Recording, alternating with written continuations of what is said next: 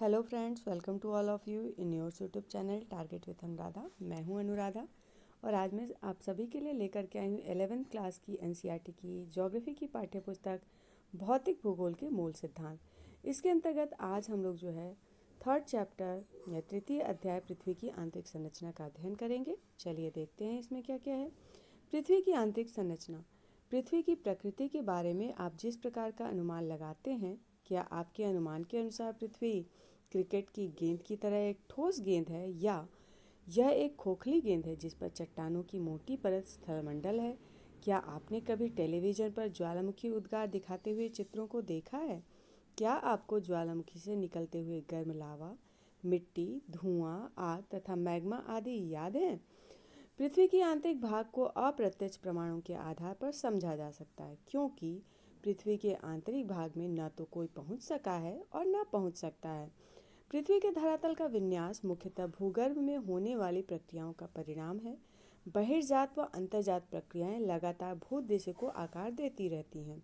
अंतर्जात प्रक्रियाओं के प्रभाव को अनदेखा कर किसी भी क्षेत्र की भू आकृति की प्रकृति को समझना अधूरा होगा। अर्थात किसी भी प्रदेश की भू आकृति को समझने के लिए भूगर्भिक क्रियाओं के प्रभाव को जानना आवश्यक है। मानव जीवन मुख्यतः अपनी क्षेत्रीय भू आकृति से प्रभावित होता है, इसलिए भूदृश्य के विकास को प्रभावित करने वाले सभी कारकों के विषय में जानना आवश्यक है। यह समझने के लिए कि पृथ्वी में कंपन क्यों होता है या सुनामी लहरें कैसे पैदा होती हैं, यह जरूरी है कि हमें पृथ्वी की आंतरिक संरचना का विस्तृत ज्ञान हो। पिछले अध्याय में आपने पढ़ा कि पृथ्वी का निर्माण करने वाली भूपटटी, क्रस्ट से कोर सभी पदार्थ परतों के रूप में विभाजित है। यह जानना भी अत्यंत रोचक है कि वैज्ञानिकों ने कैसे इन परतों के संबंध में जानकारी प्राप्त की और प्रत्येक परत की विशेषताओं के बारे में अनुमान लगाया। यह अध्याय इसी विषय से संबंधित है। भूगर्भ की जानकारी के साधन। पृथ्वी की त्रिज्या 6370 किलोमीटर है। पृथ्वी की आंतरिक परिस्थितियों के कारण यह संभव नहीं है कि कोई पृथ्वी के केंद्र तक पहुंचकर उसका निरीक्षण कर सके या वहां के पदार्थ का कुछ नमूना प्राप्त कर सके। यह आश्चर्य की बात है कि ऐसी परिस्थितियों में भी वैज्ञानिक हमें यह बताने में सक्षम हुए कि भूगर्भ की संरचना कैसी है और इतनी गहराई पर किस प्रकार के पदार्थ पाए जाते हैं। पृथ्वी की आंतरिक संरचना के विषय में हमारी अधिकतर जानकारी परोक्ष रूप से प्राप्त अनुमानों पर आधारित है, तथापि इस जानकारी का कुछ भाग प्रत्यक्ष प्रेक्षणों और पदार्थ के विश्लेषण पर भी आधारित है। प्रत्यक्ष स्रोत। पृथ्वी के सबसे आसानी से उपलब्ध ठोस पदार्थ धरातलीय चट्टानें हैं अथवा वे चट्टानें हैं जो हम खनन क्षेत्रों से प्राप्त करते हैं। दक्षिणी अफ्रीका की सोने की खानें 3 से 4 किलोमीटर तक गहरी हैं।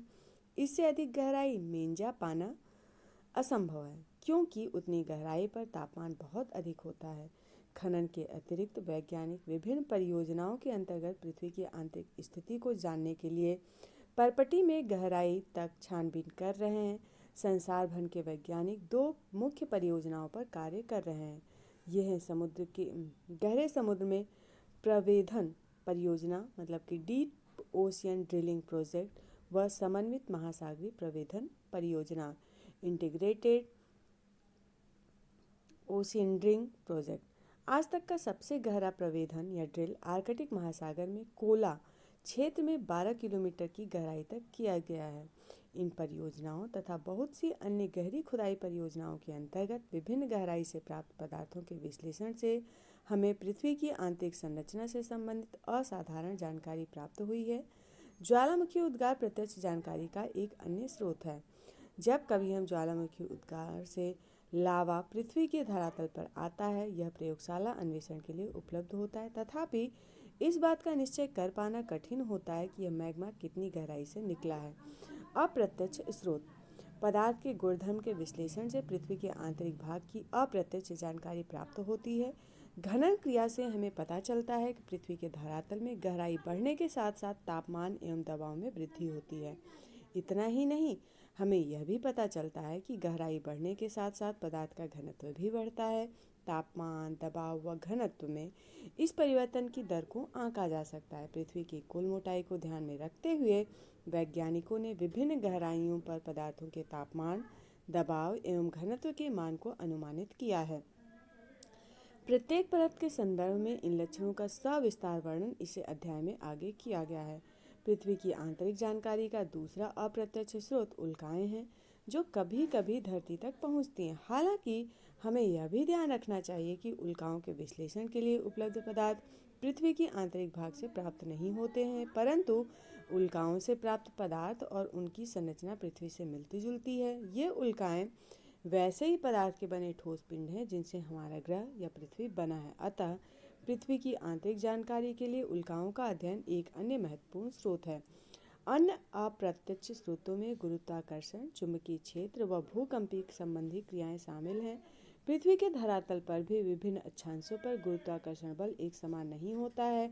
यह गुरुत्वाकर्षण बल ध्रुवों पर अधिक एवं भूमध्य रेखा पर कम होता है।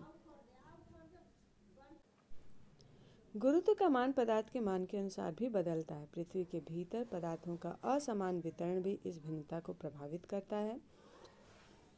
अलग अलग स्थानों पर गुरुत्वाकर्षण की भिन्नता अनेक अन्य कारणों से भी प्रभावित होती है। इस भिन्नता को गुरुत्व विसंगति या ग्रेविटी एनोमली कहा जाता है। गुरुत्व विसंगति हमें भूपर्पटी में पदार्थ के द्रव्यमान के वितरण की जानकारी देती है। चुंबकीय सर्वेक्षण भी भूपर्पटी में चुंबकीय पदार्थ के वितरण की जानकारी देते हैं। भूकंपीय गतिविधियां भी पृथ्वी के आंतरिक जानकारी का एक महत्वपूर्ण स्रोत है। अतः हम कुछ विस्तार से इस पर चर्चा करेंगे। भूकंप। भूकंपीय तरंगों का अध्ययन पृथ्वी की आंतरिक परतों का संपूर्ण चित्र प्रस्तुत करता है। साधारण भाषा में भूकंप का अर्थ है पृथ्वी का कंपन। यह एक प्राकृतिक घटना है। ऊर्जा के निकलने का कारण तरंगें उत्पन्न होती हैं, जो सभी दिशाओं में फैलकर भूकंप लाती हैं। यहाँ पे आप P&S तरंगों को देख सकते हैं। धरातलीय तरंगें, आयाम और पहुँचने में समय। पृथ्वी में कंपन क्यों होता है, चलिए इसको समझते हैं हम लोग। प्रायः भ्रंश के किनारे किनारे ही ऊर्जा निकलती है। भूपटटी की सैलों में गहन दरारें ही भ्रंश होती हैं। भ्रंश के दोनों तरफ सैलें विपरीत दिशा में गति करती हैं। जहाँ ऊपर के सैलखंड दबाव डालते हैं, उनके आपस का घर्षण उन्हें परस्पर बांधे रहता है। फिर भी अलग होने की प्रवृत्ति के कारण एक समय पर घर्षण का प्रभाव कम हो जाता है, जिसके परिणाम स्वरूप सैलखंड विकृत होकर अचानक एक दूसरे के विपरीत दिशा में सरक जाते हैं। इसके परिणाम स्वरूप ऊर्जा निकलती है और ऊर्जा तरंगें सभी दिशाओं में गतिमान होती हैं। वह स्थान जहाँ से ऊर्जा निकलती है भूकंप का उद्गम केंद्र या फोकस कहलाता है। उसे अवकेंद्र हाइपोसेंटर भी कहा जाता है। ऊर्जा तरंगें अलग अलग दिशाओं में चलती हुई पृथ्वी की सतह तक पहुँचती हैं। भूतल पर वह बिंदु जो उद्गम केंद्र के समीपतम होता है अधिकेंद्र या एपीसेंटर कहलाता है। अधिकेंद्र पर ही सबसे पहले तरंगों को महसूस किया जाता है। अधिकेंद्र उद्गम केंद्र के ठीक ऊपर 90 डिग्री के कोण पर होता है। भूकंपीय तरंगें, अर्थक्वेक या वेव्स।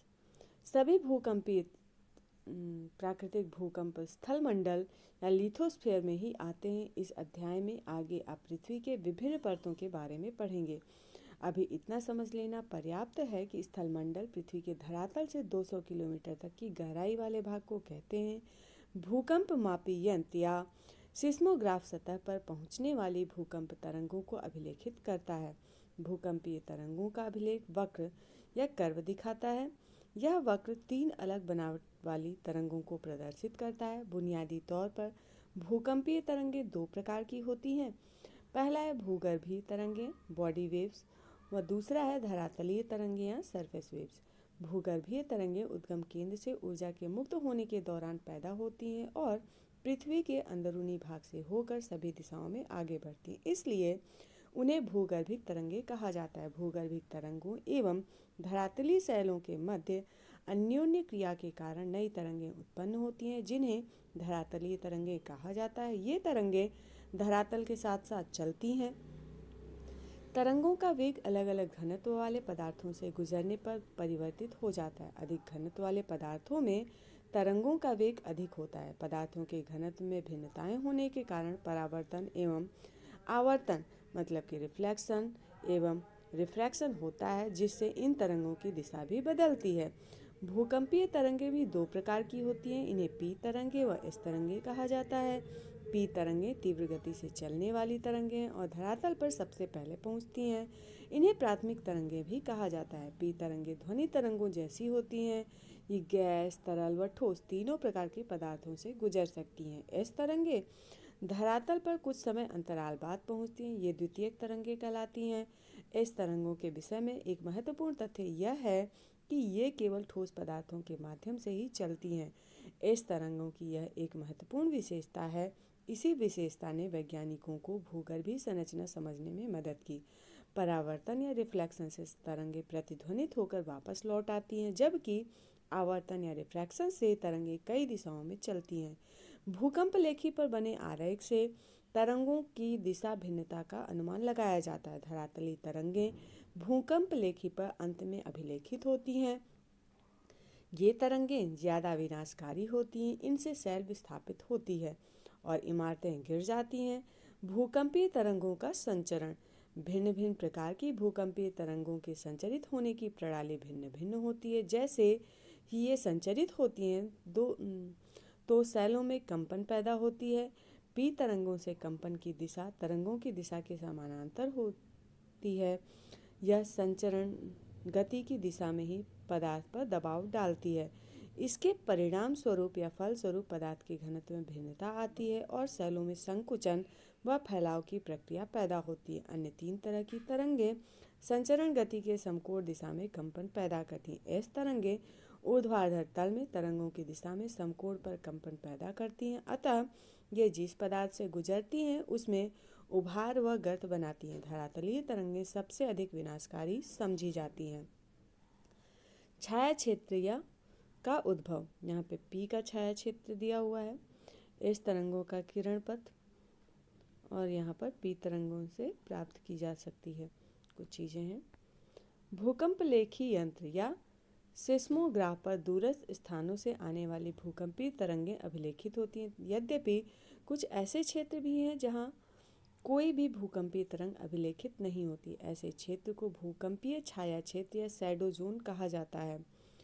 विभिन्न भूकंपीय घटनाओं के अध्ययन से पता चलता है कि एक भूकंप का छाया क्षेत्र दूसरे भूकंप के छाया क्षेत्र से सर्वथा भिन्न होता है। चित्र आ व ब में पी व एस तरंगों का छाया क्षेत्र प्रदर्शित किया गया है। यह देखा जाता है कि भूकंप अधिकेंद्र से 105 डिग्री के भीतर किसी भी दूरी पर पी व एस दोनों ही तरंगों का अभिलेखन करते हैं। भूकंप लेखी अधिकेंद्र से 145 डिग्री से परे केवल पी तरंगों के पहुंचने को ही दर्ज करते हैं और एस तरंगों को अभिलेखित नहीं करते। अतः वैज्ञानिकों का मानना है कि भूकंप अधिकेंद्र से 105 डिग्री और 145 डिग्री के बीच का क्षेत्र जहां कोई भी भूकंपीय तरंग अभिलेखित नहीं होती, दोनों प्रकार की तरंगों के लिए छाया क्षेत्र या शैडो जोन है। 105 डिग्री के परे पूरे क्षेत्र में एस तरंगें नहीं पहुंचती। इस तरंगों का छाया क्षेत्र पी तरंगों के छाया क्षेत्र से अधिक विस्तृत है। भूकंप अधिक्षेत्र के 105 डिग्री से 145 डिग्री तक पी तरंगों का छाया क्षेत्र एक पट्टी या बैंड के रूप में पृथ्वी के चारों तरफ प्रतीत होता है। इस तरंगों का छाया क्षेत्र न केवल विस्तार में बड़ा है वरन यह पृथ्वी के 40% भाग से भी अधिक है। अगर आपको भूकंप अधिकेंद्र का पता हो तो आप किसी भी भूकंप का छाया क्षेत्र रेखांकित कर सकते हैं। किसी भूकंप अधिकेंद्र को जानने का विवरण बॉक्स में दिया गया है जो कि पृष्ठ 28 पे दिया गया है। भूकंप के प्रकार। सामान्यतः विवर्तनिक या टेक्टोनिक भूकंप ही अधिक आते हैं। ये भूकंप भ्रंश तल के किनारे चट्टानों के सरक जाने के कारण उत्पन्न होते हैं। दूसरा है एक विशिष्ट वर्ग के विवर्तनिक भूकंप को ही ज्वालामुखी जन्य या वोल्केनिक भूकंप समझा जाता है। ये भूकंप अधिकांशतः सक्रिय ज्वालामुखी क्षेत्रों तक ही सीमित रहते हैं।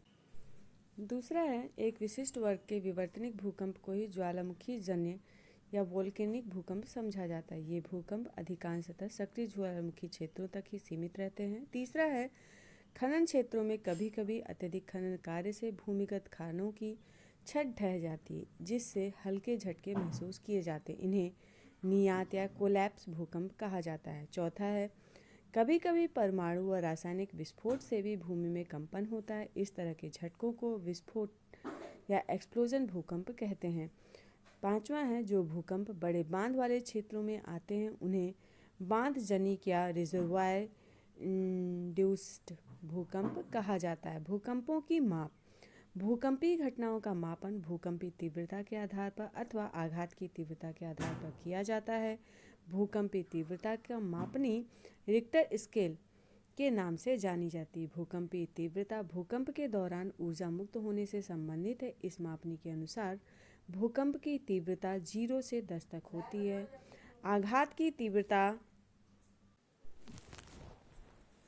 दूसरा है एक विशिष्ट वर्ग के विवर्तनिक भूकंप को ही ज्वालामुखी जन्य भूकंप समझा जाता है। ये भूकंप अधिकांशतः सक्रिय ज्वालामुखी क्षेत्रों तक ही सीमित रहते हैं। खनन क्षेत्रों में कभी कभी अत्यधिक खनन कार्य से भूमिगत खानों की छत ढह जाती है जिससे हल्के झटके महसूस किए जाते हैं। इन्हें नियात या कोलैप्स भूकंप कहा जाता है। चौथा है कभी कभी परमाणु व रासायनिक विस्फोट से भी भूमि में कंपन होती है। इस तरह के झटकों को विस्फोट या एक्सप्लोजन भूकंप कहते हैं। पांचवा है जो भूकंप बड़े बांध वाले क्षेत्रों में आते हैं उन्हें बांध जनित या रिजर्वायर इंड्यूस्ड भूकंप कहा जाता है। भूकंपों की माप। भूकंपीय घटनाओं का मापन भूकंपी तीव्रता के आधार पर अथवा आघात की तीव्रता के आधार पर किया जाता है।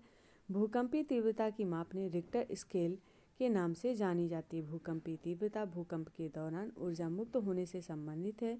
इस मापनी के अनुसार भूकंप की तीव्रता 0 से 10 तक होती है। आघात की तीव्रता या गहनता को इटली के भूकंप वैज्ञानिक मार्केली के नाम पर जाना जाता है। यह झटकों से हुई प्रत्यक्ष हानि द्वारा निर्धारित की जाती। इसकी गहनता 1 से 12 तक होती है। भूकंप के प्रभाव। भूकंप एक प्राकृतिक आपदा है। भूकंपीय आपदा से होने वाले प्रकोप निम्न है। पहला है भूमि का हिलना, दूसरा है धरातलीय विसंगति, तीसरा है भूस्खलन या पंखस्खलन, चौथा है मृदा द्रवण और पांचवा है धरातल का एक तरफ झुकना, छठवां है हिमस्खलन, सातवां है धरातलीय विस्थापन, आठवां है बांध व तटबंध के टूटने से बाढ़, नौवां है आग लगना, 10वां है इमारतों का टूटना या ढांचों का ध्वस्त होना, 11वां है वस्तुओं का गिरना और 12वां है सुनामी। उपरोक्त सूचीबद्ध प्रभावों में से पहले 6 का प्रभाव स्थल रूपों पर देखा जा सकता है जबकि अन्य को उस क्षेत्रों में होने वाले जन व धन की हानि से समझा जा सकता है। सुनामी का प्रभाव तभी पड़ेगा जब भूकंप का अधिकेंद्र समुद्री अधस्थल पर हो और भूकंप की तीव्रता बहुत अधिक हो। सुनामी अपने आप में भूकंप नहीं है, ये वास्तव में लहरें हैं जो भूकंपीय तरंगों से उत्पन्न होती हैं। यद्यपि मूल रूप से कंपन की क्रिया कुछ सेकंड ही रहती है, फिर भी यदि भूकंप की तीव्रता रिक्टर स्केल पर 5 से अधिक है तो इसके परिणाम अत्यधिक विनाशकारी होते हैं। ये कुछ चित्र हैं जो कि ज्वारी लहरों के द्वारा तबाही के दृश्य को प्रदर्शित करते हैं। भूकंप की आवृत्ति।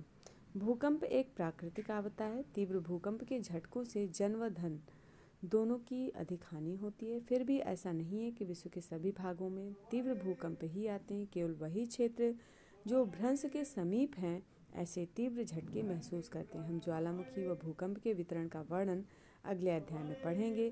प्रायः यह देखा गया है कि रिक्टर स्केल पर 8 से अधिक तीव्रता वाले भूकंप के आने की संभावना बहुत ही कम होती है जो 1 से 2 वर्षों में एक ही बार आते हैं, जबकि हल्के भूकंप लगभग हर मिनट पृथ्वी के किसी न किसी भाग में महसूस किए जाते हैं। पृथ्वी की संरचना। यहाँ पे आप स्थल मंडल या भूपटटी जो कि सर्वाधिक ठोस मंडल है उसको देख सकते हैं। मेंटल, क्रूड, इन सब की संरचना पृथ्वी की संरचना में देख सकते हैं। भूपटटी या द क्रस्ट, यह पृथ्वी का सबसे ठोस बाहरी भाग है। यह बहुत भंगुर या ब्रिटल भाग है जिसमें जल्दी टूट जाने की प्रवृत्ति पाई जाती है। भूपट्टी की मोटाई महाद्वीपों महासागरों के नीचे अलग अलग है। महासागरों में भूपट्टी की मोटाई महाद्वीपों की तुलना में कम है। महासागरों के नीचे जिसकी औसत मोटाई 5 किलोमीटर है जबकि महाद्वीपों के नीचे यह 30 किलोमीटर तक है। मुख्य पर्वतीय श्रृंखलाओं के क्षेत्र में यह मोटाई और भी अधिक है। हिमालय पर्वत श्रेणियों के नीचे भूपट्टी की मोटाई लगभग 700 किलोमीटर तक है। मेंटल। द मेंटल भूगर्भ में भूपट्टी के नीचे का भाग मेंटल कहलाता है। यह मोहो असांतत्य या डिसकॉन्टिन्यूटी से आरंभ होकर 2900 किलोमीटर की गहराई तक पाया जाता है। मेंटल का ऊपरी भाग दुर्बलता मंडल या एस्थीनोस्फीयर कहा जाता है। एस्थीनोस्फीयर शब्द का अर्थ दुर्बलता से है। इसका विस्तार 400 किलोमीटर तक आंका गया है। ज्वालामुखी उद्गार के दौरान जो लावा धरातल पर पहुंचता है उसका मुख्य स्रोत यही है। भूपर्पटी एवं मेंटल का ऊपरी भाग मिलकर स्थलमंडल या लिथोस्फीयर कहलाते हैं। इसकी मोटाई 10 से 200 किलोमीटर के बीच पाई जाती है। निचले मेंटल का विस्तार दुर्बलता मंडल के समाप्त हो जाने के बाद तक है। यह ठोस अवस्था में है। क्रोड द कोर, जैसा कि पहले ही इंगित किया जा चुका है कि भूकंपीय तरंगों के वेग ने पृथ्वी के क्रोड को समझने में सहायता की है। क्रोड व मेंटल की सीमा 2900 किलोमीटर की गहराई पर है। बाह्य क्रोड या आउटर कोर तरल अवस्था में है, जबकि आंतरिक क्रोड या इनर कोर ठोस अवस्था में है। क्रोड भारी पदार्थों, मुख्यतः निकिल व लोहे का बना है। इसे निव्वय परत के नाम से भी जाना जाता है। ज्वालामुखी व ज्वालामुखी निर्मित स्थल रूप, यहाँ पे आप कुछ चित्र देख सकते हैं जो कि ज्वालामुखी के द्वारा निर्मित है। आपने अनेक बार ज्वालामुखी के चित्र देखे होंगे। ज्वालामुखी वह स्थान है जहाँ से निकलकर गैसें, राख और तरल चट्टानी पदार्थ लावा पृथ्वी के धरातल पर पहुँचता है। यदि यह पदार्थ कुछ समय पहले ही बाहर आया हो और अभी निकल रहा हो तो वह ज्वालामुखी सक्रिय ज्वालामुखी कहलाता है। तरल चट्टानी पदार्थ दुर्बलता मंडल से निकलकर धरातल पर पहुँचता है। जब तक यह पदार्थ मेंटल के ऊपरी भाग में यह मैग्मा कहलाता है। जब यह भूपटल के ऊपर या धरातल पर पहुँचता है तो लावा कहा जाता है। यह पदार्थ जो धरातल पर पहुँचता है उसमें लावा प्रवाह वह पदार्थ जो धरातल पर पहुँचता है उसमें लावा प्रवाह या लावा के जमे हुए टुकड़ों का मलबा या ज्वल खंड रश्मि, पायरोक्लास्टिक डेब्रिस, ज्वालामुखी बम, राख, धूलकण व गैसें जैसे नाइट्रोजन यौगिक, सल्फर यौगिक और कुछ मात्रा में क्लोरीन, हाइड्रोजन व आर्गन शामिल होते हैं। ज्वालामुखी उद्गार की प्रवृत्ति और धरातल पर विकसित आकृतियों के आधार पर ज्वालामुखियों को वर्गीकृत किया जाता है। कुछ मुख्य ज्वालामुखी निम्न प्रकार से हैं। शील्ड ज्वालामुखी, बेसाल्ट प्रवाह को छोड़कर पृथ्वी पर पाए जाने वाले सभी ज्वालामुखियों में शील्ड ज्वालामुखी सबसे विशाल है। हवाई द्वीप के ज्वालामुखी इसके सबसे अच्छे उदाहरण हैं। ये ज्वालामुखी मुख्यतः बेसाल्ट से निर्मित होते हैं जो तरल लावा के ठंडे होने से बनते हैं।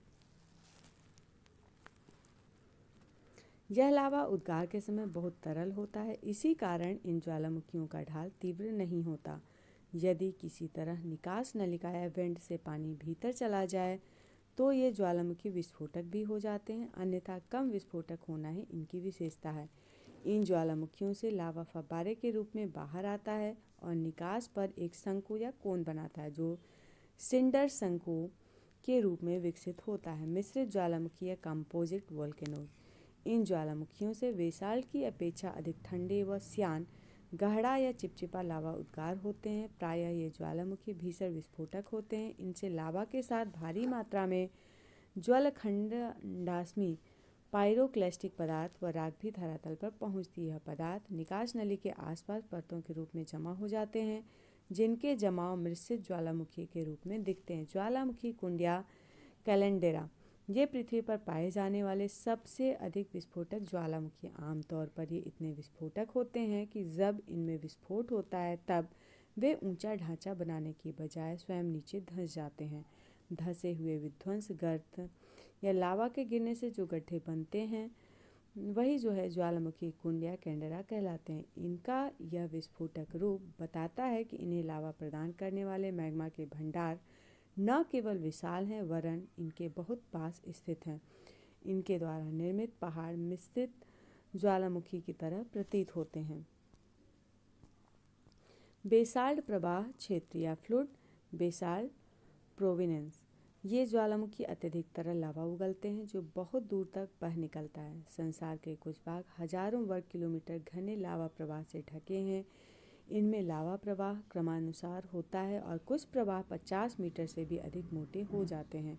कई बार अकेला प्रवाह सैकड़ों किलोमीटर दूर तक फैल जाता है। भारत का दक्कन ट्रैप, जिस पर वर्तमान महाराष्ट्र पठार का ज़्यादातर भाग पाया जाता है, बृहद बेसाल्ट लावा प्रवाह क्षेत्र है। ऐसा विश्वास किया जाता है कि आज की अपेक्षा आरंभ में एक अधिक बृहद क्षेत्र का इस प्रवाह से ढका था। मध्य महासागरीय कटक ज्वालामुखी, इन ज्वालामुखियों का उद्गार महासागरों में होता है। मध्य महासागरीय कटक एवं श्रृंखला है जो 70,000 किलोमीटर से अधिक लंबी है और जो सभी महासागरीय बेसिनों में फैली है। इस कटक के मध्यवर्ती भाग में लगातार उद्गार होता रहता है। अगले अध्याय में हम इसे विस्तारपूर्वक पढ़ेंगे। ज्वालामुखी स्थलाकृतियाँ, वोल्केनिक लैंड्सफॉर्म, अंतर्वेदी आकृतियाँ। ज्वालामुखी उद्गार से जो लावा निकलता है उसके ठंडा होने से आग्नेय सैल बनती है। लावा का यह जमाव या तो धरातल पर पहुंचकर होता है या धरातल तक पहुंचने से पहले ही भूपटल के नीचे सैल परतों में ही हो जाता है। लावा के ठंडा होने के स्थान पर के आधार पर आग्नेय सैलों का वर्गीकरण किया जाता है। पहला, ज्वालामुखी सैलों, जब लावा धरातल पर पहुंचकर ठंडा होता है। दूसरा, पातालीय सैल या प्लूटोनिक सैल, जब लावा धरातल के नीचे ही ठंडा होकर जम जाता है। जब लावा भूपटल के भीतर ही ठंडा हो जाता है तो कई आकृतियाँ बनती हैं। ये आकृतियाँ अंतर्वेदी आकृतियाँ या इंटेंसिव फॉर्म कहलाती हैं। इनमें से कुछ जो है चित्र में दिखलाई गई हैं। बैथोलिथ, यदि मैग्मा का बड़ा पिंड भूपटल की अधिक गहराई पर ठंडा हो जाए तो यह एक गुंबद के आकार में विकसित हो जाता है। अनाच्छादन प्रक्रियाओं के द्वारा ऊपरी पदार्थ के हट जाने पर ही यह पदार्थ पर प्रकट होते हैं। विशाल क्षेत्र में फैले होते हैं और कभी कभी इनकी गहराई भी कई किलोमीटर तक होती है। ग्रेनाइट के बने पिंड हैं, इन्हें बैथोलिक कहा जाता है, जो मैग्मा भंडारों के जमे हुए भाग हैं। लैकोलिथ, ये गुंबदनुमा विशाल अंतर्वेदी चट्टानें हैं जिनका तल समतल व एक पाइप रूपी वाहक नली के नीचे से जुड़ा होता है। इनकी आकृति धरातल पर पाए जाने वाले मिश्रित ज्वालामुखी के गुंबद से मिलती है। अंतर केवल यह होता है कि लैकोलिथ गहराई में पाया जाता है। कर्नाटक के पठार में ग्रेनाइट चट्टानों से बनी ऐसी ही गुंबदनुमा पहाड़ियाँ हैं जिनमें से अधिकतर अब अपपतित एक्सफोलिएटेड हो चुकी हैं व धरातल पर देखी जा सकती हैं। ये लैकोलिथ व बैथोलिथ के अच्छे उदाहरण हैं। लैपोलिथ, फैकोलिथ व सिल। ऊपर उठते लावे का कुछ भाग क्षैतिज दिशा में पाए जाने वाले कमजोर धरातल में चला जाता है। यहाँ यह अलग अलग आकृतियों में जम जाता है। यदि यह तस्तरी के आकार में जम जाए तो यह लैपोलिथ कहलाता है। कई बार अंतर्वेदी आग्नेय चट्टानों की मोड़दार अवस्था में अपनित या एंटीक्लाइन के ऊपर व अभिनित सिंक्लाइन के तल में लावा का जमाव पाया जाता है। ये परतनुमा लहरदार चट्टानें एक निश्चित वाहक नली से मैग्मा भंडारों से जुड़ी होती हैं जो क्रमशः बैथोलिथ में विकसित होते हैं। यह फैकोलिथ कहलाते हैं। अंतर्वेदी आग्नेय चट्टानों का क्षैतिज चल में एक चादर के रूप में ठंडा होना सिल या सिट कहलाता है। जमाव की मोटाई के आधार पर इन्हें विभाजित किया जाता है। कम मोटाई वाले जमाव को सिट व घने मोटाई वाले जमाव को सिल कहते हैं। डाइक, जब लावा का प्रवाह दरारों में धरातल के लगभग समकोण होता है और अगर इसी अवस्था में ठंडा हो जाए तो वह दीवार की भांति संरचना बनाता है। यही संरचना डाइक कहलाती है। पश्चिमी महाराष्ट्र क्षेत्र की अंतर्वेदी आग्नेय चट्टानों में यह आकृति बहुतायत में पाई जाती है। ज्वालामुखी उद्गार से बने दक्कन ट्रेप के विकास में डाइक उद्गार की वाहक समझी जाती है। तो फ्रेंड्स, आज का वीडियो बस इतना ही। आई होप आपको आज का वीडियो पसंद आया होगा। पसंद आया तो इसे लाइक जरूर करिएगा और शेयर भी करिएगा। Thanks for watching. Bye bye.